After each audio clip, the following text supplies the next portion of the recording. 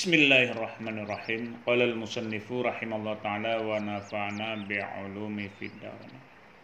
Wa idza tafakkara al-'abdu fima madha min umrihi fi talbi akhiratihi kana hadza tafakkuri ghaslut qalbi. Kama qala sallallahu alaihi wasallam, tafakkaru sa'ata khairun min ibadati sanatan. Wa idza tafakkarul 'abdu, dan apabila berpikir oleh seorang hamba pada barang yang telah lalu, ia barang min umurihi, daripada umurnya hamba, di mana dia berpikir fi talbi akhiratihi, pada menuntut akhiratnya hamba. Jika seorang hamba memikirkan usia yang telah dia laluinya demi dan untuk mencari ukhrawi, dia selalu memikirkan masa depannya dan merenungi apa yang telah dia perbuatkan demi untuk akhirat. Sehingga berpikir seorang hamba yang demikian itu ghaslul qalbi, merupakan aktivitas mencuci ataupun membersihkan hatinya hamba tersebut. Jadi seorang hamba kalau berpikir demi untuk ukhrawi, hamba itu bagaikan telah menyucikan hatinya, membersihkan hatinya, merenovasikan hatinya. Kama qala sallallahu alaihi wasallam, sebagaimana barang yang telah berkata oleh sallallahu alaihi wasallam. Nabi pun bersabda, berpikir sesaat khairun min ibadatis sanah. Itu lebih baik daripada beribadat setahun. Berpikir sejenak ataupun sesaat, 1 jam, itu lebih baik daripada ibadat 1 tahun. Begitu pentingnya berpikir seorang hamba untuk ukhrawi.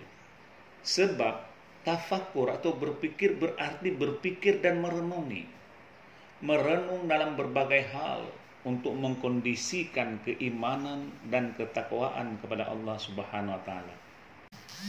Sehingga Syekh Abdullah bin Muhammad Al-Munif mengartikan daripada tafakur menurut beliau yaitu sebagai amal seseorang dalam memperhatikan sesuatu dengan metode mengambil pelajaran, mengambil ibarah dan pengetahuan untuk menguatkan sisi-sisi kebaikan dirinya dan menipis dorongan-dorongan keburukan. Itu menurut Syekh Abdullah bin Muhammad Al-Munif. Karena itu, para mufassirin berkata dalam menafsirkan ayat yang berbunyi dengan artinya, demikianlah orang-orang yang menerangkan ayat-ayatnya kepadamu supaya kamu berpikir. Maka sering Allah Ta'ala di dalam Al-Quran itu mengatakan tafakkarun ya'qilun, berpikir. Orang-orang yang berakal itu berpikir. Seringkali Allah Ta'ala menyebutkan dalam ayat tersebut.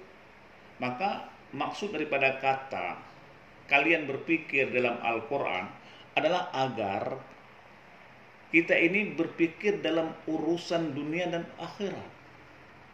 Maka menghindari apa-apa yang mengundang bala dan keburukan di dunia ini dan akhirat nantinya, sekaligus agar kita berpegang teguh dengan akhlak dan kebaikan, memahami yang maslahah dan yang bermanfaat, sehingga kita mendatangkan apa yang paling baik bagi kita dan meninggalkan apa yang membahayakan untuk kita. Maka tafakkur merupakan salah satu bentuk ibadah yang sangat bernilai dan setidaknya memiliki keutamaan yang luar biasa. Bahkan Ibnul Qayyim berkata dalam kitab Miftah Dar As-Sa'adah, berpikir akan membuahkan pengetahuan. Pengetahuan akan melahirkan perubahan keadaan pada hati. Perubahan keadaan hati akan melahirkan kehendak. Kehendak akan melahirkan amal perbuatan. Begitu kata Ibnul Qayyim. Jadi berpikir adalah azas dan kunci semua kebaikan. Hal ini bisa menunjukkan kepada kita keutamaan dan kemuliaan tafakur. Dan bahwasanya tafakur termasuk amalan hati yang paling utama dan bermanfaat. Sehingga Rasul mengatakan tafakkur sesaat lebih baik daripada ibadat setahun. Tafakkur bisa mengubah kelalaian menjadi kesadaran dari hal-hal yang dibenci Allah menuju hal-hal yang dicintainya, dari ambisi dan keserakahan menuju zuhud dan qanaah, dari penjara dunia menuju keluasan akhirat, dari kesempitan kejahilan menuju bentengan ilmu pengetahuan, dari penyakit syahwat dan cinta kepada dunia menuju kesehatan rohani dan kedekatan diri kepada Allah, dari bencana buta, tuli, bisu menuju nikmat penglihatan, pendengaran dan pemahaman tentang Allah Subhanahu wa taala, dan dari berbagai penyakit syubhat menuju keyakinan yang menyejukkan hati, nyaman dan keimanan yang menenteramkan kita ini. Ada asar yang diriwayatkan oleh Ibnu Hibban berbunyi, berpikir sesaat lebih daripada ibadat setahun. Berpikir bisa memberikan manfaat-manfaat yang tidak bisa dihasilkan oleh suatu ibadat yang dilakukan selama setahun. Bahkan Abu Darda, seorang sahabat yang terkenal sangat abid maknanya ahli ibadah, pernah ditanya tentang amalan yang paling utama. Abu Darda menjawab, yaitu tafakur. Dengan tafakur, dengan berpikir, seorang bisa memahami sesuatu hingga hakikatnya dan mengerti manfaat daripada yang membahayakan. Juga dengan tafakur, seorang bisa melihat potensi bahaya nafsu yang tersembunyi di dalam dirinya, mengetahui tipu daya syaitan, dan menyadari bujuk rayu duniawi. Bahkan Umar bin Abdul Aziz berkata, tafakur tentang nikmat-nikmat Allah termasuk di antara ibadat yang paling agung. Begitu kata Umar bin Abdul Aziz. Apa yang dikatakan oleh Rasulullah SAW, tafakkaru sa'ah khairun min ibadat sana, ini disebutkan oleh Imam Abu Lais di dalam kitab tafsirnya.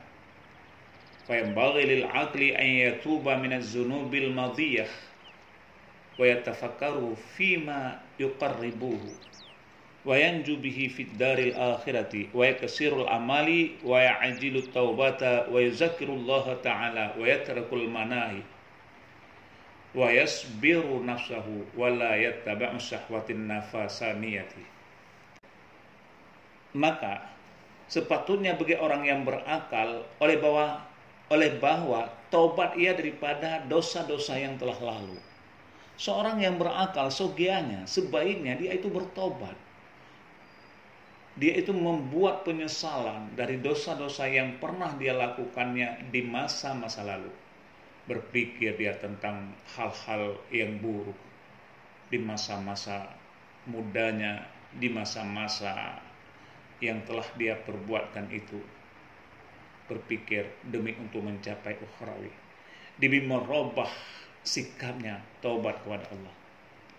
Wa yatafakkaru fima yuqarribuhu, dan berpikir ia pada barang yang mendekat ia akan Allah Subhanahu wa taala.